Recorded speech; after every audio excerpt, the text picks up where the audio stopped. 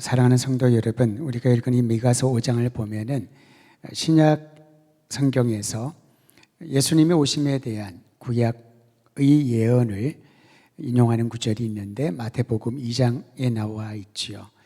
미가서 5장에 있는 말씀을, 방금 읽은 5장 2절 말씀을 인용한 구절을 기억하실 겁니다. 성탄절기가 되면은 자주 들려지는 내용이 미가서 말씀이지요.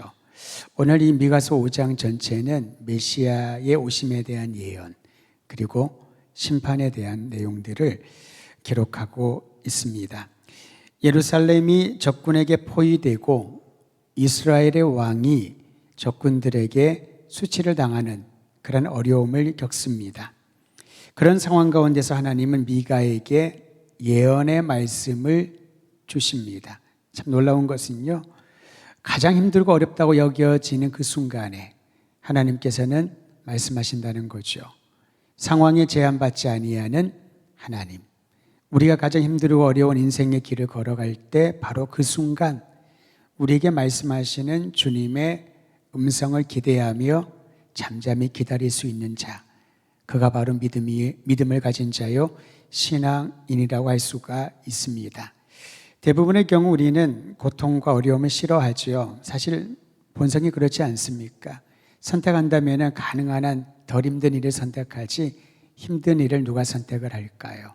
어려운 일들을 하기보다는 조금 더 쉬운 일을 선택하는 것을 우리는 자연적인 본능의 현상이라고 합니다. 그런데 하나님께서는 그의 말씀을 우리에게 주실 때에 상황에 상관없이 오히려 힘들고 어려울 때 말씀하시는 것을 오늘 예언자들을 통하여, 예언서를 통하여 발견하게 됩니다. 사실 메시아에 대한 예언을 미가가 듣고 전할 때에 개인적으로 미가는 그런 기대감이 있었을 것 같습니다. 이스라엘 역사 가운데 하나님이 그 예언에 속히 이루어 주시길, 메시아가 오실 것이라고 메시아에 대한 예언을 하셨으니 이 힘들고 어려운 일들이, 이 고통스러운 역사가 그쳐질 수 있도록 얼마나 간절히 소원하고 기대했을까요? 그러나 하나님께서 미가에게 메시아의 오심에 대한 예언을 하고 난 이후 거의 700여 년이 지난 이후에 예수 그리스도를 통하여 성취되게 됩니다. 우리에게는 700여 년은 상당히 긴 시간 아니겠습니까?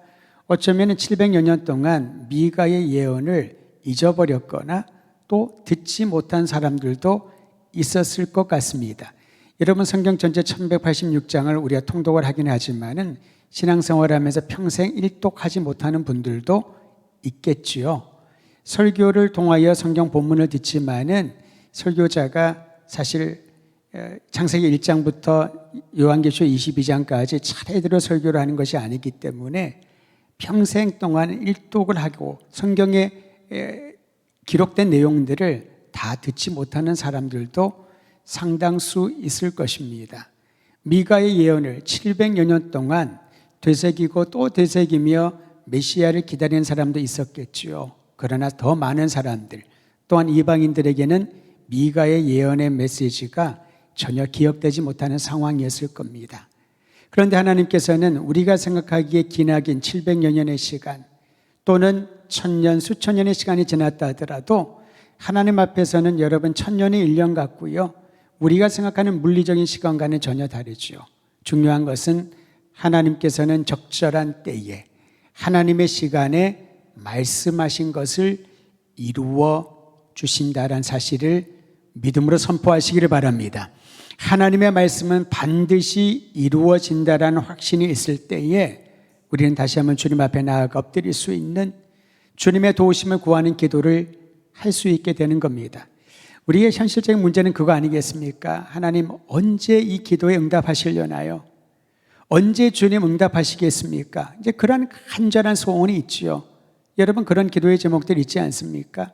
우리의 소원은 통일이라고 하면서 얼마나 하나됨과 통일을 위하여 기도해 왔습니까? 그런데 언제 이러한 일들이 일어날 것인가?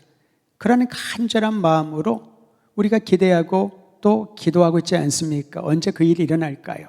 그러나 분명한 것은 진정한 믿음을 가진 사람들은 우리의 물리적인 시간과 상황이 아니라 하나님의 시간, 하나님의 방법, 하나님의 역사하심을 기대하며 나가기에 결코 포기하지 않는 것입니다. 저는 그런 믿음의 눈을 우리 모든 성도들이 갖게 되기를 간절히 소망합니다. 오늘 읽은 미가서 5장 2절에서 6절에 보면은 메시아 예언의 핵심을 다음과 같이 말하고 있는데 몇 가지로 정리해 보겠습니다. 요약을 하겠습니다. 첫 번째는 다윗의 집안 중에 가장 보잘것없는 베들레헴, 에브라다 지역에 있는 베들레헴에서, 베들레헴은 떡집이란 뜻이죠, 메시아가 탄생할 것이다. 가장 작고 보잘것없는, 다윗의 집도 그렇게 크지가 않은데 다윗의 집 안에서도, 가문 중에서도 가장 작은 곳에 눈길 하나 주지 않는 그러한 곳에서 메시아가 탄생할 것이다. 사실 우리는 인류를 구원할 메시아라 그러면 여러분 기대하는 마음이 있지 않습니까? 뭔가 좀 멋지고 탁월하고 사람들이 보기에 흠모할 만하고 자랑할 만하고 그러한 메시아를 기대하지 않겠습니까? 누가 봐도 그분을 따르고 싶은 마음이 생길 만한, 그렇게 살고 싶은 마음이 생길 만한 분을 메시아로 기대할 것입니다. 사람들은 메시아가 되려면 메시아의 자격은 탁월하고 특출한 능력이 있어야 한다고 생각을 합니다. 사람들에게 주목받을 만한 배경과 역량을 가져야 한다고 확신을 합니다. 그런데 하나님의 방법과 생각은 우리의 기대와 전혀 다릅니다. 여기서 우리는 주의할 부분이 있습니다. 진정한 신앙의 깊이는, 또 성숙함은 무엇일까? 외형에 있지 않다는 것이지요. 진정한 주님이 함께 하시는 그 임재하심 있는 곳에서 하나님의 역사를 우리는 바라볼 수 있어야 됩니다. 신앙훈련하면서 여러분 작은 소책자, 아주 많지 않은 내용을 담은 소책자를 읽어보셨을 겁니다. 제가 임직자 훈련을 하면서도 소개를 하고 선물로도 주었던 책인데요, 설교 중에 가끔은 인용을 하지요. 로렌스 형제의 책인데 하나님의 임재 연습이란 겁니다. 어떤 분들은 그걸 읽으면서 참 눈에 안 들어올 수도 있어요. 무슨 내용을 말하는가. 그런데 그건 그의 일상을 쓴 것입니다. 그의 일상을 요약을 하면 제목에 나와 있지요. 하나님의 임재를 날마다 사모하고 연습을 하는 거지요. 훈련을 하는 겁니다.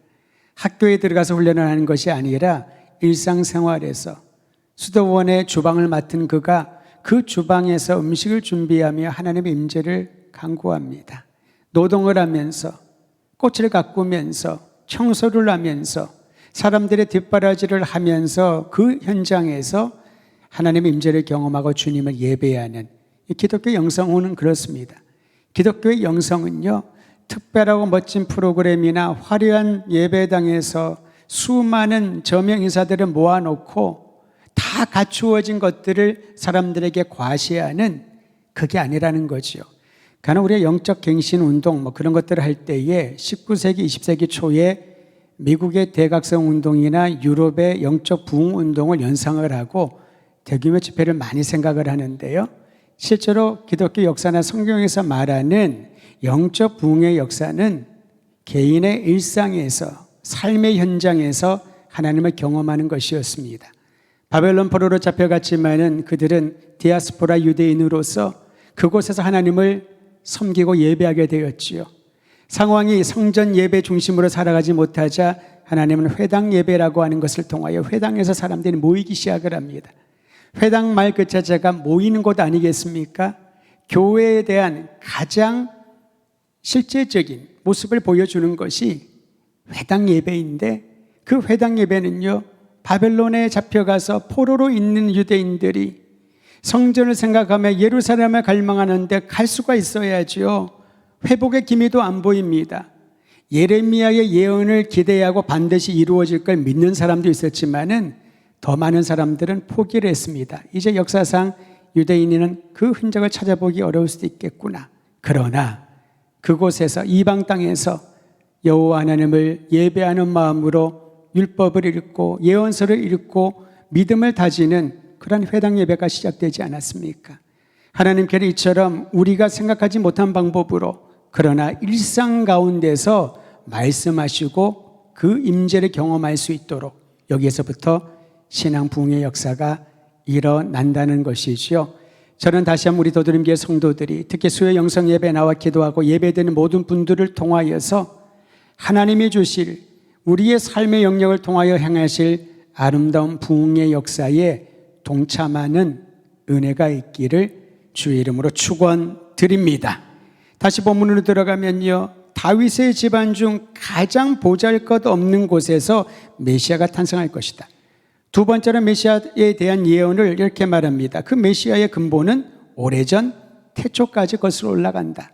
다시 말하면 하나님께서 예비해 놓으신 메시아가 임할 것이다 라는 겁니다. 사람의 필요에 의해서 어쩔 수 없이 생성된 누군가가 아니라는 거죠. 나의 필요와 우리의 어려움을 구원해 줄 어떠한 영웅을 하나님이 보내주신 게 아니라는 겁니다. 태초까지 거슬러 올라가서 인류가 죄를 짓고 하나님과 단절되고 주님과 점점점 멀어질 때에 주님께서는 그 죄를 다 속해 주시고 우리를 구원할 메시아의 약속을 주지 않으셨습니까? 태초로부터 메시아의 근본은 그 태초로부터 시작된다라고 합니다. 사랑하는 성도 여러분, 역사를 주관하시고 그의 백성을 살피시는 하나님께서 태초로부터 섭리하시고 예정하신 그 은총을 주님의 때에 여러분과 저에게 베풀어 주신 줄을 믿고 이제 주님의 놀라운 섭리가 계속해서 드러날 것을 기대하며 기도하시기를 간절히 축원드립니다. 세 번째로 메시아가 오시면 신앙을 지킨 자들을 돌아오게 한다. 이 돌아온다라고 하는 것이 굉장히 중요한 의미를 가지게 되지요. 3절 말씀을 보십시오. 그의 형제 가운데 남은 자가 이스라엘 자손에게로 돌아오리니, 돌이킨다, 돌아온다, 회복된다, 그런 의미 아니겠습니까? 현실의 고통은 이루 말하기 힘들 정도로 어렵지만은 메시아가 오셔서 멀어진 자들을 가깝게 하시고 흩어진 자들을 모아주시고 하나님께로 돌아오게 하신다. 역사적으로는 예루살렘으로 돌아오게, 본토로 돌아오게 하는 것이지만은 더 큰 의미로는 메시아가 오시면은 하나님께로 돌아오게 하는 회복의 역사를 베풀어 주신다라는 겁니다. 뿐만 아니라 하나님의 능력과 위엄으로 메시아가 모든 대적들을 몰아내고 이스라엘을 돌보아 주실 것이다. 우리 함께 4절 말씀을 한 목소리로 다시 한번 읽겠습니다. 4절입니다. 시작. 그가 여호와의 능력과 그의 하나님 여호와의 이름의 위엄을 의지하고 서서 목축하니 그들이 거주할 것이라. 이제 그가 창대하여 땅 끝까지 미치리라. 여러분, 미가가 예언했던 그 시기는 여러 왕들에 의해서 통치받는 그런 시대 아니었습니까? 특히 북이스라엘 같은 경우에는 여로보암을 필두로 수많은 악한 왕들이 등장을 합니다. 갈수록 더 악한 왕들이 등장을 합니다. 쿠데타로 정권을 찬탈을 합니다. 힘겨루기가 계속됩니다. 오늘날 우리가 그런 일들을 겪고 있지 않습니까? 그나마 남유다는 하나님의 약속을 따라서 다윗의 자손들의 대가 끊어지진 않지만은 그래도 그 중에 하나님의 경외하는 왕들도 있었지만은 또 악행을 저지르는 왕들도 상당수가 있었습니다. 인간 왕의 한계이지요. 아무리 선하고 그리고 하나님 보시기에 최선을 다하려고 하더라도 다윗만 봐도 그렇지 않습니까? 실수를 하고요. 그래서 사람들은 이런 얘기를 합니다. 역사를 통하여 공과 과를 다 점검해 보아야 된다고, 평가를 해 보아야 된다고. 모두가 공도 있지만 과도 있다는 것을 사람들은 따로 연구하지 않아도 다 알고 있는 사실 아니겠습니까? 다만 전적인 지지를 하는 사람들은 과보다는 공을 더 귀히 여기는 것이고, 비난하고 공격하는 사람들은 공적보다는 과실들에 더 많은 초점을 두다 보니까 이렇게 자꾸 갈라지게 되는 거죠. 인간왕이 그러합니다. 인간적인 통치자들은 완전하지가 않습니다. 그런데 메시아가 오시면 그분이 모든 백성들을 다스려 주실 것인데, 방금 읽은 말씀처럼 하나님의 능력과 위엄으로 서서 목축하니, 여러분 이 부분을 꼭 마음에 새겨두시길 바랍니다. 메시아 사역의 핵심입니다. 주님께서는 앉아서 누워서 리모트 컨트롤러 조정을 하거나 전화기로 뭐 좀 해라 우리에게 그렇게 명령하시는 분이 아니라는 거죠. 가까이 계셔서 서서 섬김의 자세 아니겠습니까? 흩어져 있는 양들을, 고통받는 양들을, 상처받아 울부짖고 있는 이들을, 절망 가운데 있는 이들을 서서 목축을 하니 그들이 거주하고 창대하여 땅끝같이 미치게 되는, 선한 왕이 죽으면 또 악한 왕이 생기게 되고요, 악한 왕이 지나가면 더 악한 왕들이 등장을 해서 백성들의 고통은 가중되고 있는데, 메시아가 오시면 그분은 영원토록 우리 곁에 서서 목축하는, 양들을 목축하는 목자처럼 돌보시고 살피시고 인도해 주시며 땅끝까지 이르러 번성케 하는 은혜를 경험하게 할 것이다.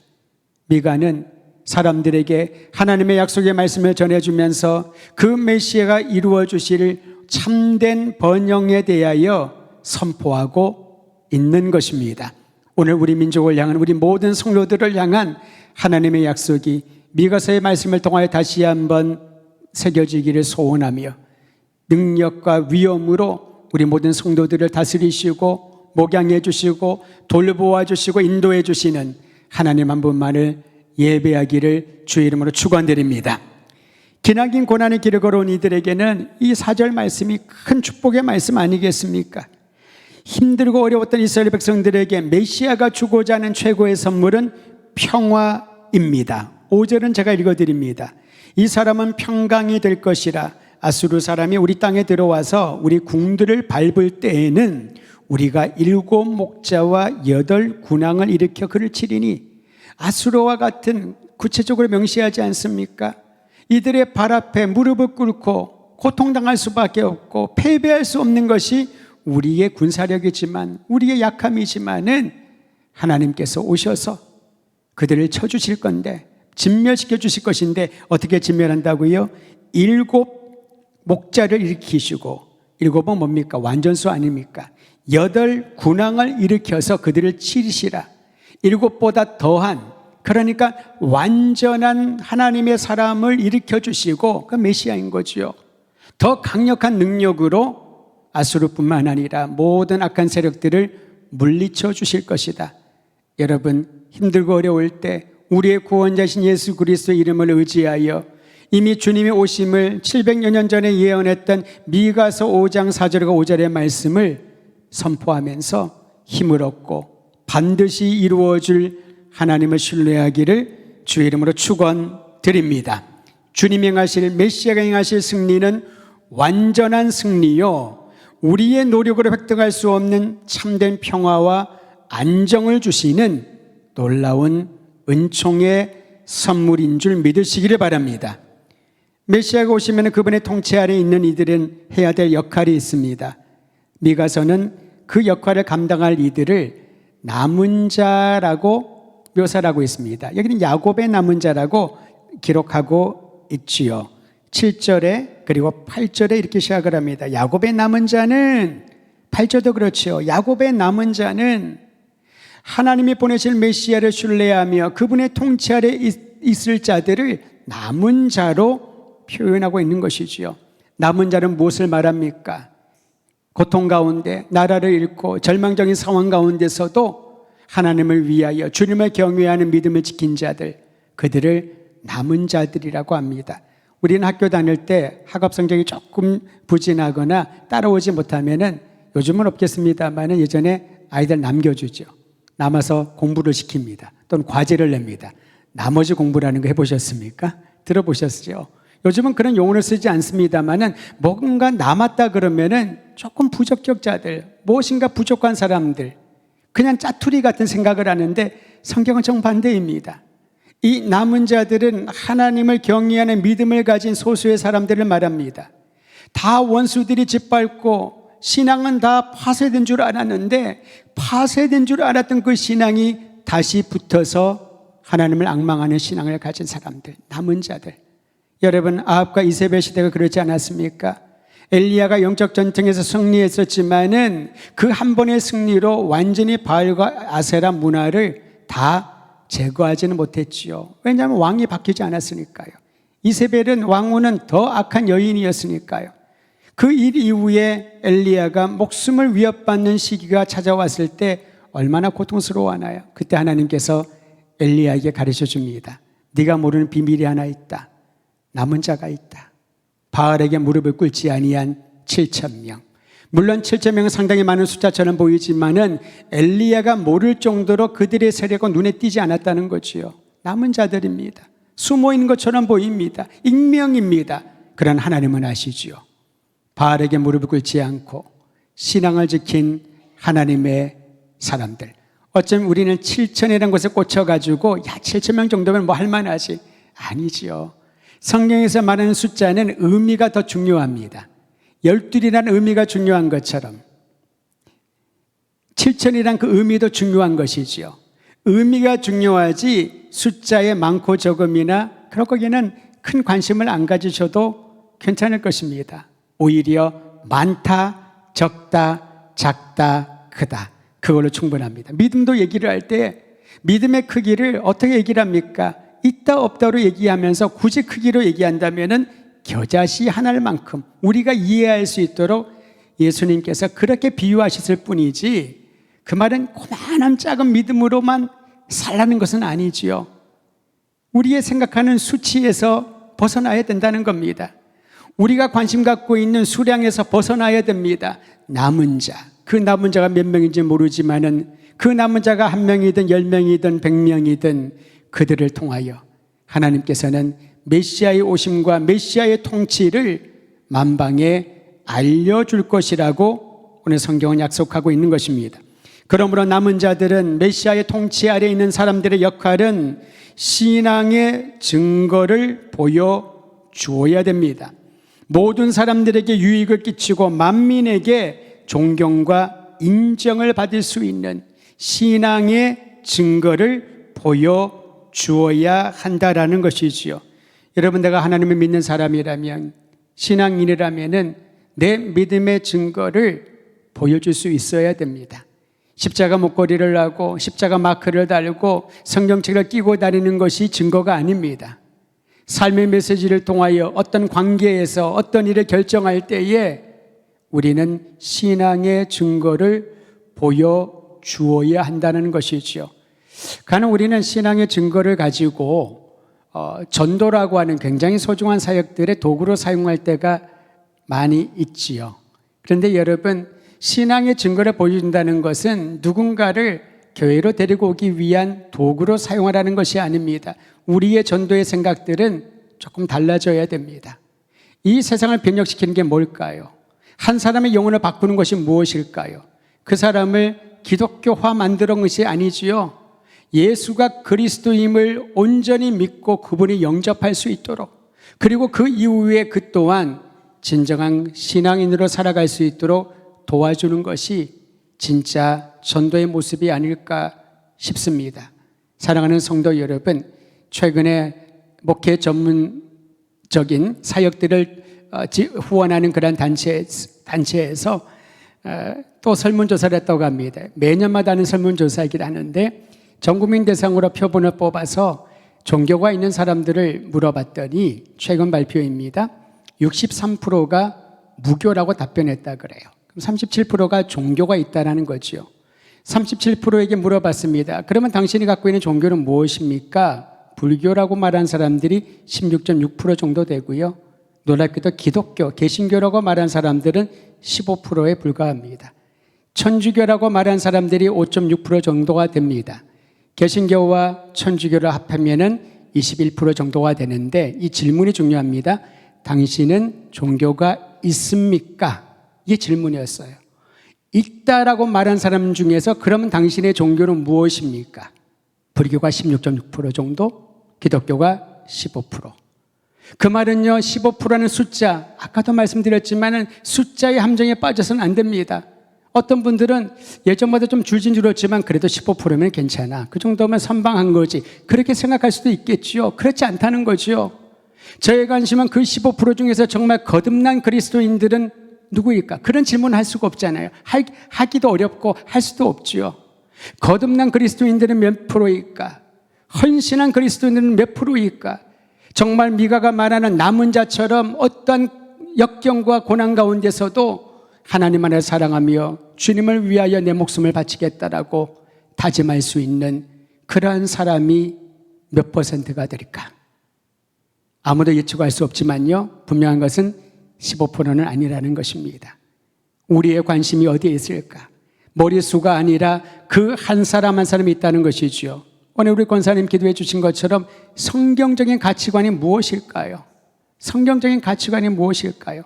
선교사들이 이 땅에 학교를 세울 때는 성경적인 가치관으로 미래의 인재들을, 대한민국의 인재들을 양육하겠다고 하는 그런 비전을 가지고 학교를 세운 것이지요.